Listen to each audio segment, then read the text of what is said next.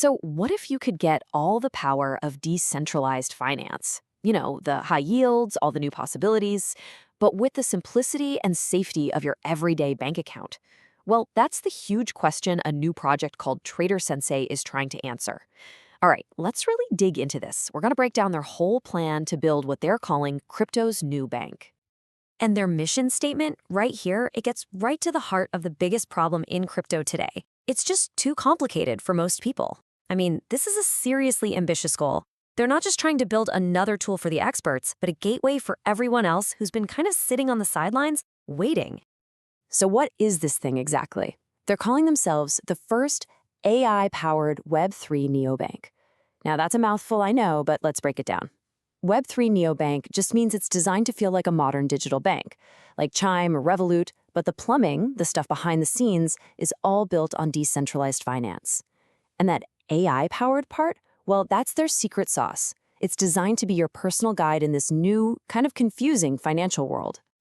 To really get why a model like this is even being talked about, you have to look at how things are right now. And let's be honest, for most people, decentralized finance, or DeFi, is, well, it's a bit of a mess. In this slide, wow, it really lays out the problem perfectly.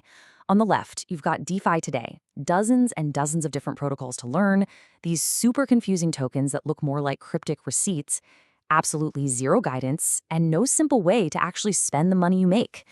Then, on the right is what we all actually want, a simple balance, clear advice on what to do, and an easy way to spend our cash. It just highlights this massive gap between the tech and the user. And this really just hits the nail on the head. People are drawn to DeFi because they hear about the incredible yields, but they get pushed away the second they see how complex it is. They're looking for some guidance, not just high-stakes guesswork with their own money.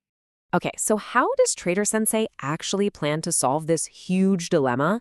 Well, they've boiled their solution down to 3 core pillars: the bank, the advisor, and the bridge.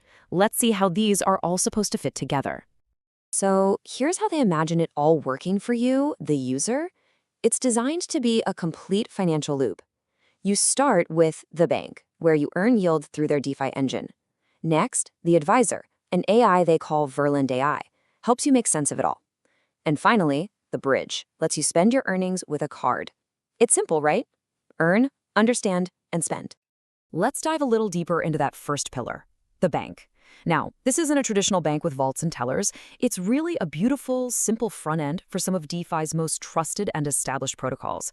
We're talking the big ones, Aave, Curve, Balancer. So it gives you familiar ideas like savings and checking accounts, but behind the curtain, your money is actually earning auto-compounded yield from these incredibly powerful DeFi engines. Okay, next up is the advisor, which is powered by Violent AI. This is their big answer to that whole no guidance problem we talked about. The idea is that this AI is specifically trained on a massive amount of DeFi and trading knowledge. It's supposed to help you with personalized risk profiling, give you financial education, and even offer some guidance on your portfolio.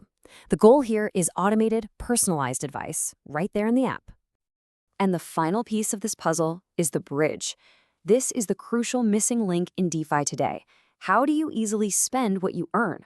Well, through a partnership, users would get a debit or credit card that's directly linked to their crypto balance. This means you could be at a coffee shop and spend the yield you earned from DeFi just moments before. It connects the digital world to the real world. So that's the user experience they're promising. It sounds great, but how does it work as a business? How do they plan to keep the lights on and make it all sustainable? Let's look at the engine that's supposed to power it and their revenue streams. At the very heart of this whole ecosystem is something called the GNM token, and it's designed to be more than just a speculative coin. It's a utility token. Think of it like the fuel for the entire machine. The idea is that holding and using GNM unlocks premium features, boosts your yield, and it's also used in the platform's buyback programs. And here's the plan to make money. It's actually a pretty diversified model with 4 key streams. First, they take a small yield skim, a 10 to 15% cut on the returns they generate for users. Second, pretty standard transaction fees. Third is what they call the GNIM flywheel, where activity in the ecosystem is designed to drive value back to the token itself. And finally, a premium subscription for advanced AI insights from Violent AI. So if they get their initial $2 million seed round, where's all that money going? Well, this chart breaks it down. The biggest chunk, 35%, is going straight into product development, building the app. A healthy 30% is for liquidity and token buybacks to support the ecosystem, and the rest is split between marketing, education, and the boring but necessary stuff like operations and compliance. With a business model in place, the vision here extends way beyond just being another clever DeFi app. The stated goal is to actually carve out a real piece of the global financial system. And the size of the prize they're going after is just staggering. We are talking about the $10 trillion market of retail deposits that are currently just sitting in traditional banks. The goal is to use superior yield and a simple experience to attract even a tiny fraction of that massive pool of capital. Another huge target is the $200 billion a year market for global remittances, sending money across borders. This is an area where crypto speed and low fees could offer a massive advantage over the slow, expensive systems we use today, especially in developing parts of the world. But look, a huge vision is nothing without a first step, right? So their initial, very focused target is to capture 1 million users, specifically in Southeast Asia.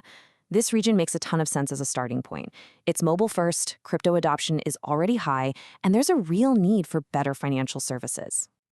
Their roadmap shows a clear step-by-step plan to actually get there. They're looking to launch the core banking features in late 2025 and then follow up really quickly with the card integration. The AI advisor and expanding to more protocols would come in early 2026, and it all leads up to their planned rollout of the remittance service by the end of that year. It's a phased approach, starting small and building up. So, to bring it all back together, that's the TraderSensei model in a nutshell. It's the bank for earning, the advisor for guidance, and the bridge for spending. A complete, user-friendly ecosystem, all designed to be powered by a single utility token. Look, it's a really bold attempt to solve crypto's biggest challenge, and it leaves us with a pretty compelling question to think about. If a model like this actually works, could the future of finance, with all of its power and complexity, really become as simple and accessible as just another app on your phone?